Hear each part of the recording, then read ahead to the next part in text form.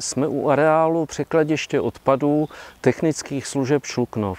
Od 1. července má v tomto areálu probíhat překládka komunálního odpadu obcí sdružených v dobrovolném svazku obcí Čisté Šluknovsko.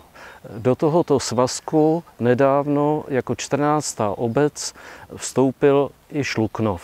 Upozorňovali jsme na 14. zasedání zastupitelstva města Šluknova, že překladiště není vhodné ani svým umístěním, ani svým vybavením a kapacitou na překládku odpadu pro více obcí. Současně jsme upozorňovali, že areál překladiště těsně sousedí se sběrnou oblastí o rozloze více než 1 km čtvereční napájející lesní potok, ve kterém je doložen výskyt 15 kriticky ohrožených živočišných druhů. Při záplavě hrozí jeho kontaminace a následná kontaminace celé kaskády šluknovských rybníků. Starostou města jsme byli ubezpečeni, že dobře ví, co dělá a že by jako předseda místní organizace rybářského svazu nikdy nedopustil možnost poškození životního prostředí. Jsme tedy zde, abychom se přesvědčili, jaká je realita. Paradoxně ani nemusíme vstupovat na pozemek překladiště, což by nám také někdo mohl vytýkat jako neoprávněný vstup. Nahlédnutím do katastru nemovitostí lze totiž zjistit, že překladiště dobrou třetinou své plochy neoprávněně zasahuje do sousedního pozemku plnícího funkci lesa. Ochranný val kolem překladiště je pak prakticky celý na cizím pozemku. Navíc areál překladiště je oplocen jen na oko, pouze ze strany od silnice. Už od silnice je ale vidět, že překladiště postrádá další základní náležitost, kterou společně s oplocením dle schváleného provozního řádu má disponovat. Nikde nevidíme ani gram živečného povrchu. Dle provozního řádu plocha zařízení je tvořena živičným povrchem, zařízení je oploceno. Evidentní podvod, bohužel nejediný.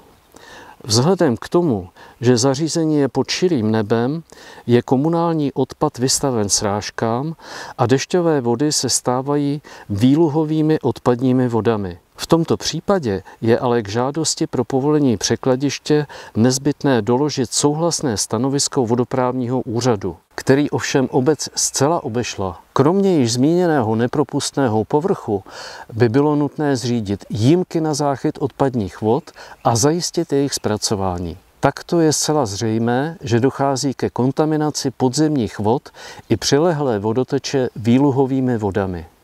Za zmínku stojí i technický stav překládací rampy, která jednak neodpovídá výkresové dokumentaci v provozním řádu, ale také je v katastrofálním technickém stavu a hrozí zřícenin. Konstrukční chyby, nespevněný povrch, voda, mráz, ale hlavně lidská nezodpovědnost. Zcela tristní pohled se nám pak naskytl při pohledu za ochranný val a na ochranný val samotný.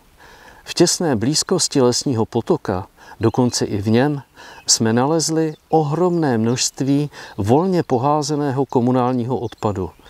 Přitom jde o relativně odlehlou oblast, nesnadno dostupnou od silnice, je tedy naprosto vyloučeno, že by sem někdo odpad odkládal. V samotném tělese ochranného valu jsme objevili velké množství stavební suti, asfaltové lepenky, průmyslových plastů, komunálního odpadu, elektroodpadu a ke své hrůze i toxicky nebezpečný odpad jako zbytky ethernetové krytiny, azbest obsahující a zcela do terénu vrostlou autobaterii.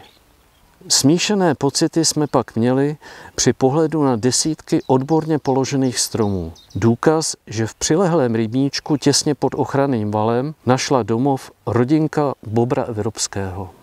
Nejde nám o to zrušit, zavřít Šluknovu překladiště. Chceme jen upozornit na chyby, kterých se radnice dopouští a výhledově dosáhnout nápravy. Neviňte nás prosím z toho, že na ty chyby upozorňujeme. My nejsme problémem. Problém jsou přece ty chyby.